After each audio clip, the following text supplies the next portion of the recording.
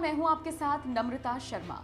France में पैगंबर मोहम्मद के कार्टून को लेकर हुई हत्या का विवाद लगातार तूल पकड़ता जा रहा है और कहीं ना कहीं फ्रांस के राष्ट्रपति का जो बयान इस पूरे मामले में आया है उसकी भी निंदा हो रही है। और उसके बाद ही फ्रांस में हत्याओं का सिलसिला जारी है, जिसको फ्रांस के राष्ट्रपति ने इस्लामिक आतंकवाद का नाम दिया था।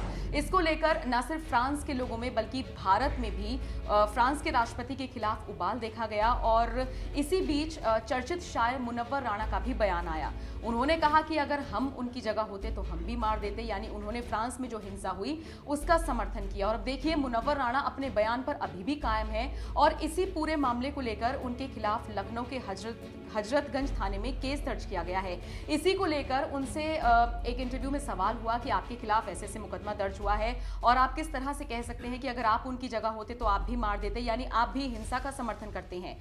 तो देखिए कितना विवादित बयान मुनव्वर राणा की ओर से दिया गया है। मुनव्वर राणा ने कहा कि एक कम पढ़ा लिखा जिसको जो 10वीं पास करके चीटिंग करके पास हुआ है एग्जाम में, वो मेरे खिलाफ एफआईआर दर्ज कर रहा है। अगर मेरा जो बयान है वो विवादित होता, अगर मेरे बयान में कुछ गलत होता तो कोई एक सही आदमी, कोई एक ढंग का आदमी इसके खिलाफ बोलता और एफआईआर करता। इतना ही नहीं, बहुत सारी चीजें मुनव्वर राणा ने बोली हैं। उन्होंने मोदी सरकार और योगी सरकार पर भी निशाना साध दिया।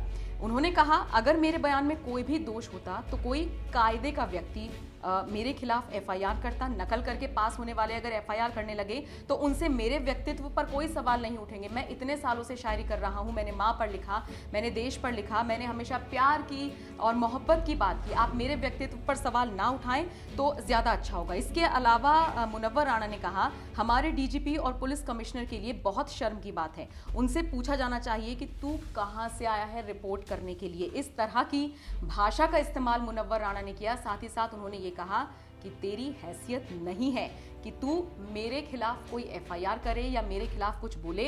इतना ही नहीं, जो पाकिस्तानी उनको बोला जा रहा है उसके खिलाफ भी मुनव्वर राणा ने बोला कि मेरा व्यक्तित्व इतना स्ट्रांग है कि मुझे कोई ऐरा गैरा ऐसे इस तरीके से पाकिस्तानी नहीं कह सकता है, और अगर दम है तो मुझे ये चीज साबित करके दिखाएं।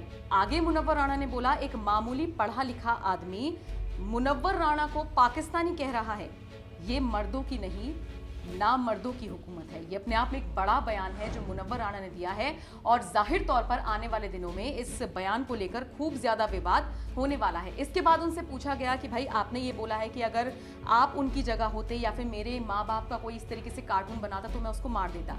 इस पर मुनव्वर राणा ने सफाई दी और कहा कि आप जुमलों की तरीके से ही लीजिए, उनको वास्तविकता से मत जोड़िए। और आप खुद सोचिए, कोई आदमी किसी के घर में दाखिल हो रहा है और आप ये समझ लीजिए कि कोई आदमी अपने ही घर में दाखिल हो रहा है और वहां पर किसी की बहन के साथ कुछ गलत हो रहा है, तो वो उस कंडीशन में उसको मारेगा या नहीं मारेगा।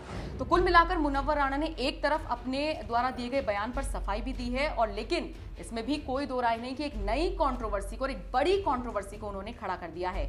मुनव्वर राणा के इस विवादित बयान पर, इन कथित बोलों पर आपका क्या कहना है, हमें जरूर बताइएगा।